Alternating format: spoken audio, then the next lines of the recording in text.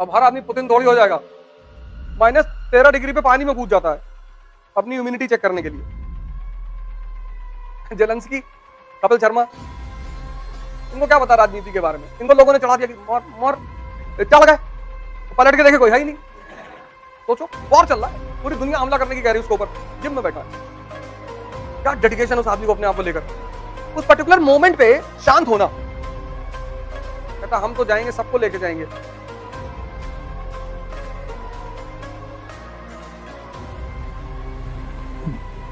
जय Hind friends.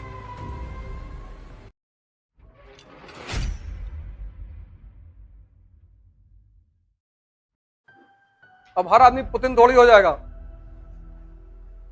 69 years, 70 साल का आदमी,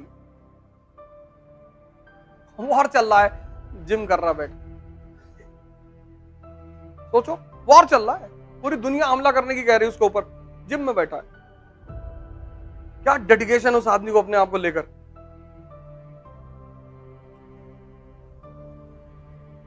जेलेंस्की, कपिल शर्मा, जेलेंस्की कपिल शर्मा ही तो है।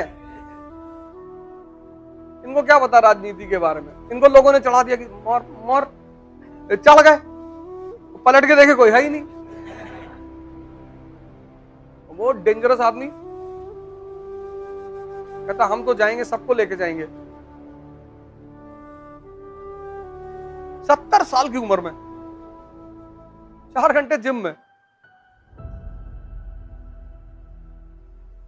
-13 डिग्री पे पानी में कूद जाता है अपनी इम्यूनिटी चेक करने के लिए। -13 डिग्री।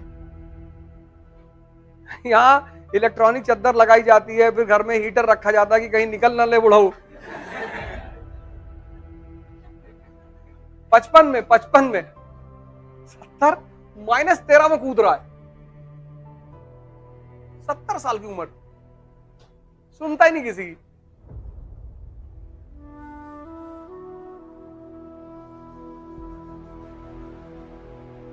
पानी में अगर भंवर बहुत तेज हो जाए ना तो अपनी बॉडी को छोड़ दो, हाथ पैर मारोगे नीचे चले जाओगे, खत्म। जब भी पानी में फंसो, सांस रोक के बस बॉडी को छोड़ दो, बॉडी नीचे जाएगी ही नहीं, नियम है ये। अब आज गंगा में कूद के ना ट्राई करना कि देखे नीचे जा रही कि नहीं। यहां तो कुछ बोलना मुश्किल है ना, पता लगा मास्टर ने कहा था नीचे नहीं जाएगी।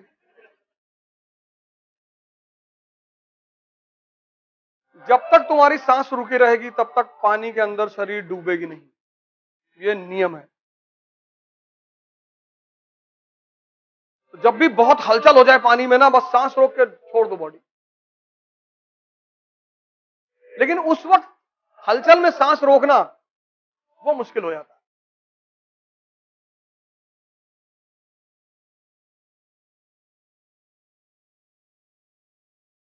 जितने लोग शिकार होते हैं एक्सीडेंट वगैरह में, वो इसीलिए होते हैं। उस पर्टिकुलर मोमेंट पे शांत होना।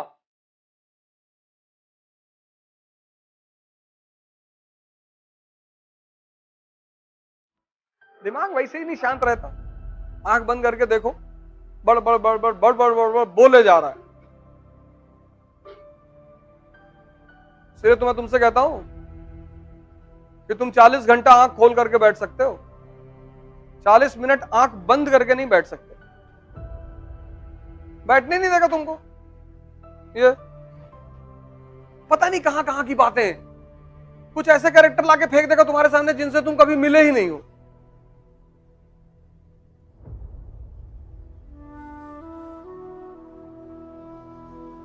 तुम देखोगे सड़क पे बहुत लोग बड़बड़ाते हुए चलते हैं, अपने से बोलते हुए चलते हैं। वो जो भावनाएं वो नहीं कर पा रहे हैं तो ओवरफ्लो हो रही है।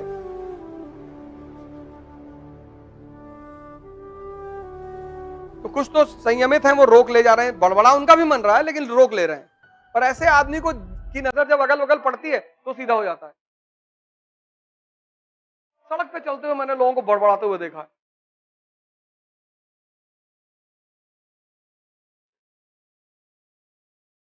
अगर गलती से उनकी नजर तुम्हारे ऊपर पड़ जाएगी तो एकदम अटेंटिव हो जाएंगे, देख लिया।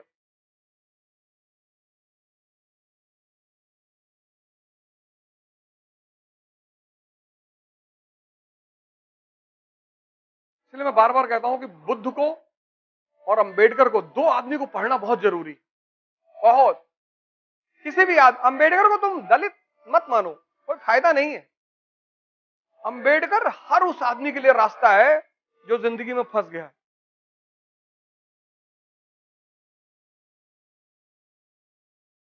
अब दलितों ने क्या किया, उनको भगवान बना दिया।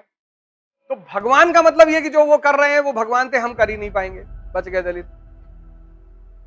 और सवर्ण कहते हैं कि हम लोगों को बहुत परेशान किया इन्होंने। कैसे नहीं किया, हम लोग को बहुत परेशान किया। तो कैसे किया, अब किया है, अब क्या बताते कैसे किया। लेकिन वो आदमी चूंकि बुद्ध से जुड़ा हुआ है, उस आदमी को यही बात तो समझ में आ गई, इतना महान कैसे बन गया वो आदमी। उस आदमी को बस एक बात समझ में आ गई कि बॉस अपने मन को जीत लो। और ये बात सिखाई किसने, उनके ब्राह्मण टीचर ने, जिसकी टाइटल ली उन्होंने अंबेडकर।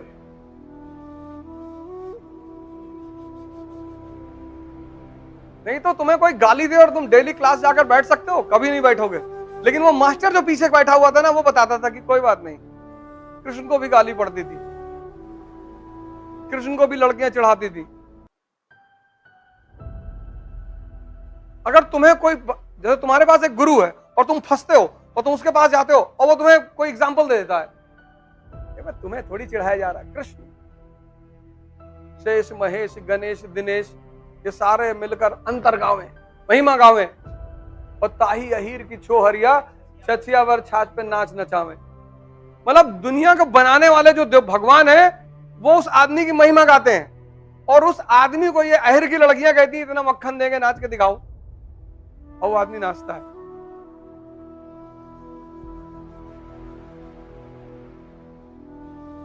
ताही अहीर की चोहरिया, कितना पहले नाचो, और वो आदमी भगवान बन गया। और जितने लोग शास्त्र पढ़ रहे थे उनका कहीं कोई नाम ही नहीं है।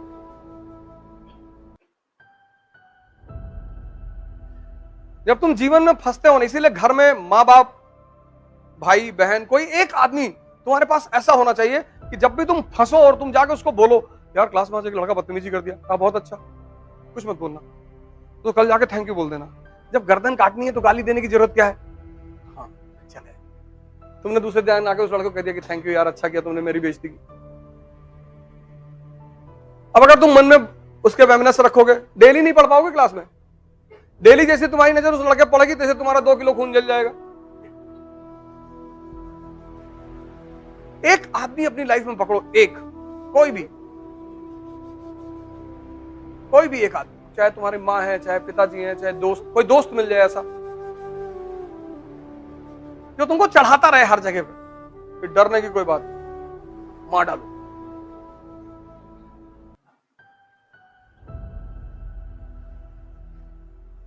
जिनके पास भी ऐसे लोग रहे वो कभी नहीं हारे, क्योंकि हम सब इंसान है ना, उलझ जाते हैं। तो उस उलझाहट में अगर कोई आदमी आके एक एग्जाम्पल दे देता है तो बस वो हिम्मत बन जाती है।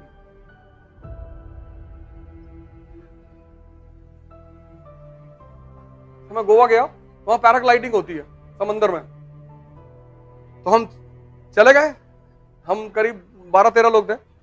तो हम जिस शिप में बैठ के गए स्टीमर पे, उसमें मैं अकेला पड़ गया और बाकी मेरे सारे दोस्त दूसरे स्टीमर में। और हम जिस स्टीमर में थे उसमें करीब 9 लड़कियां थी और मैं सबके पीछे बैठा हुआ था। वो जो पैराग्लाइडर था उसने मुझे लगा कि ये सब करेंगी, पहले तो देखा जाएगा कैसा हो रहा है, डर लगेगा तो कह देंगे भैया तबीयत खराब हो रही, नहीं करेंगे। उसने सबसे पीछे से शुरू किया। वो जो आदमी था उसने कहा इधर आ जाओ। मैंने कहा सर मैं तो पीछे बैठा, इधर आओ चलो। अब मुझे लगा कि अरे भगवान, क्योंकि मैं तो ये सोच के पीछे बैठा था कि पहले ये लोग जाएंगी, अगर कोई थोड़ा बहुत खतरा हुआ तो निकल लिया जाएगा कि सर यहां दर्द हो रहा है सर।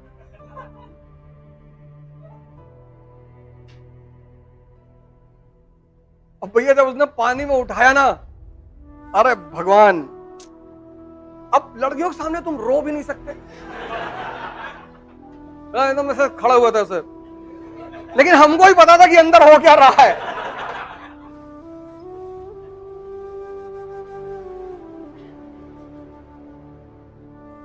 फिर मैंने उससे पूछा, उससे बोट वाले से कि अबे रस्सी टूटेगी तो नहीं? कभी कभी टूट जाती है। हमने कहा समंदर में शार्क वार्क तो नहीं है, अब निकल आए तो तुम्हारी किस्मत। वो और उल्टा बोल रहा था। जैसे भाई एक आदमी होता है वो आपको हिम्मत देता है, कह रहा है नहीं भाई साहब रस्सी नहीं टूटती।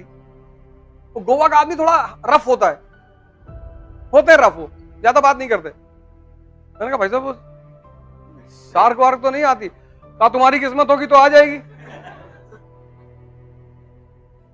अरे मैंने कहा यार अब भगवान आज निकाल ले किसी तरह से।